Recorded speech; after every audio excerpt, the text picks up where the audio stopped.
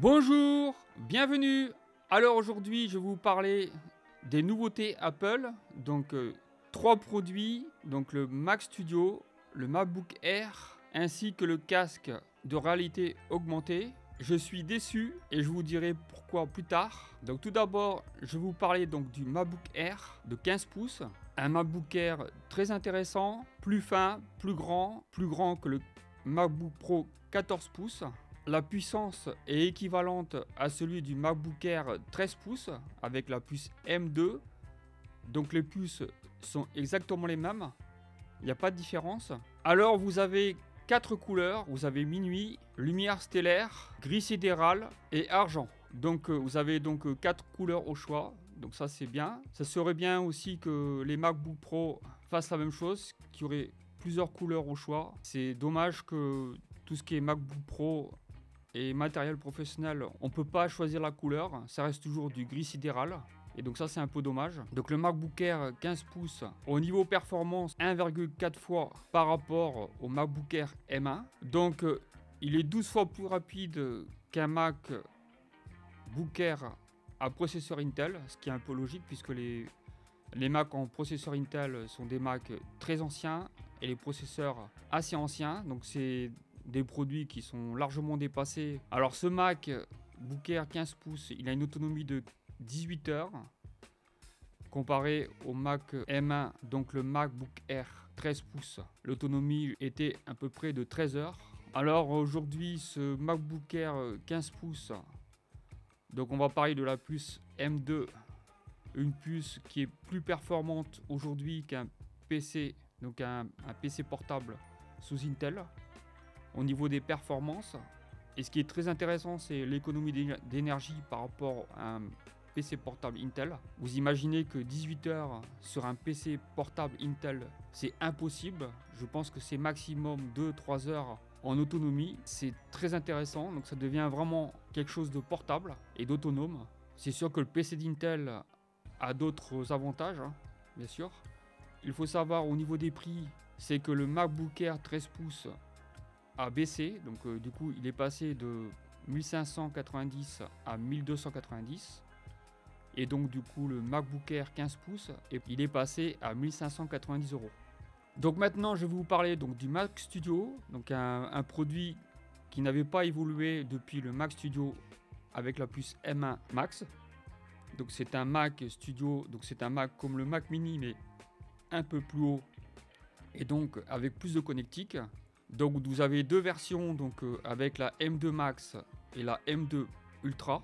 Donc les caractéristiques de la puce M2 Max, donc vous avez un CPU 12 cœurs et un GPU jusqu'à 38 cœurs. Et donc vous pouvez installer jusqu'à 96 Go de mémoire unifiée. Donc vous avez une bande passante de 400 Go par seconde, ce qui est énorme. Donc à propos de la puce M2 Ultra, donc vous avez un CPU de 24 cœurs et un GPU jusqu'à 76 cœurs. Et là donc vous pouvez installer jusqu'à 192 Go de mémoire vive. Et là par contre au niveau de la bande passante, jusqu'à 800 Go par seconde. Donc là c'est vraiment des performances incroyables. Donc la M2 Max est plus rapide 1,8 fois par rapport à la version précédente, donc la M1 Max. Donc la performance GPU est de 3,2 fois par rapport à la puce M1 Max. Donc l'apprentissage, puisqu'il y a le Neural Engine, c'est le processeur d'intelligence artificielle, il peut aller jusqu'à 4,4 fois plus rapide que la version précédente. Donc il est capable de lire jusqu'à 10 flux vidéo en 4K. Vous imaginez qu'il a 67 milliards de transistors, jusqu'à 15 milliards d'opérations à la seconde. Alors vous imaginez que c'est beaucoup. Donc on peut brancher 5 écrans. Donc je vais vous parler des caractéristiques de la M2 Ultra. Alors il faut savoir que la M2 Ultra, c'est deux puces qui sont mises une au-dessus de l'autre. Et donc comme un cluster. Donc ça vous permet d'avoir 2 fois la puissance d'une puce M2 Max. Donc la performance est jusqu'à 3,3 fois par rapport à la puce M2 Max qui est de 1,8. Et donc la performance GPU est de 6,1 fois. Donc le Neural Engine, donc l'intelligence artificielle, est 5,9 fois plus rapide que la version précédente. Alors cette puce a la capacité de lire jusqu'à 22 flux vidéo 8K, donc ce qui est quand même assez énorme. Donc cette puce a un nombre de transistors incroyable, 134 milliards. Au niveau des opérations à la seconde, elle va jusqu'à 31 milliards. C'est beaucoup, c'est énorme, c'est incroyable.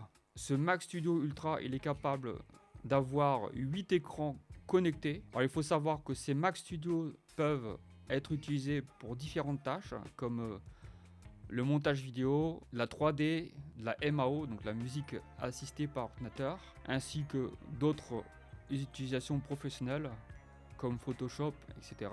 Ainsi que de la retouche photo, ça c'est bien aussi. Alors ces Mac Studio, ils ont un avantage assez intéressant, c'est le silence de fonctionnement. Ça fait pas beaucoup de bruit, surtout pour les gens qui font de la MAO, donc de la musique. Il faut quand même un silence assez important pour pas perturber en cas de, par exemple, d'enregistrement dans un studio, etc. C'est très important qu'il n'y ait pas de bruit du tout. Il faut savoir que ces Mac Studio ont un lecteur de carte SD. Et ça c'est plutôt bien puisque le Mac Mini il n'a pas de lecteur de carte SD, ça c'est dommage. Ainsi que le MacBook Air 15 pouces et 13 pouces, ça c'est un peu dommage. Donc ces Mac Studio sont équipés d'un port Ethernet 10 gigabits qui sont de base, donc vous avez tout de suite cette configuration là. Il vous reste toujours la prise casque, ils l'ont pas enlevé, donc ça c'est plutôt bien je trouve. Donc voilà, c'est tout pour le Mac Studio, enfin pour les Mac Studio. Les prix, le Mac Studio M2 Max est à 2300 €. Donc il faut savoir que vous avez déjà 32 Go de mémoire de base. Donc maintenant je vais vous parler du casque de réalité augmentée.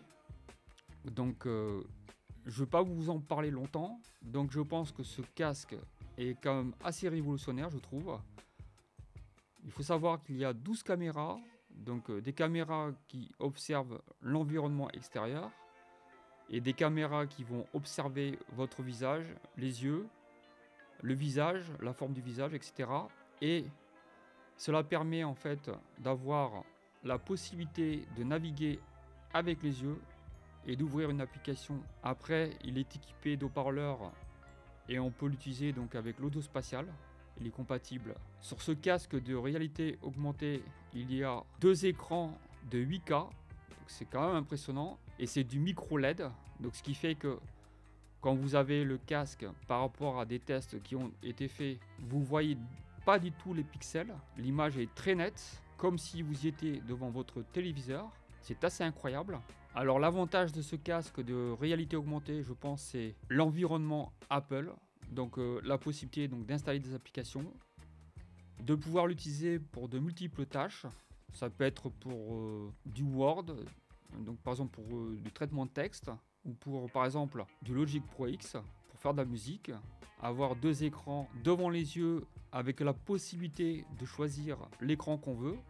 On peut avoir un écran de 30 mètres de large devant soi, donc c'est quand même assez impressionnant. Et c'est vrai que pouvoir utiliser des applications, installer des applications et faire exactement ce qu'on veut, sans qu'on soit limité, par exemple avec le casque de Sony, à des jeux ou les casques de chez Meta qui sont limités à certaines applications. On ne peut pas tout faire avec, hein. Tandis que le casque d'Apple, on reste toujours dans l'environnement Apple, donc on peut vraiment tout faire.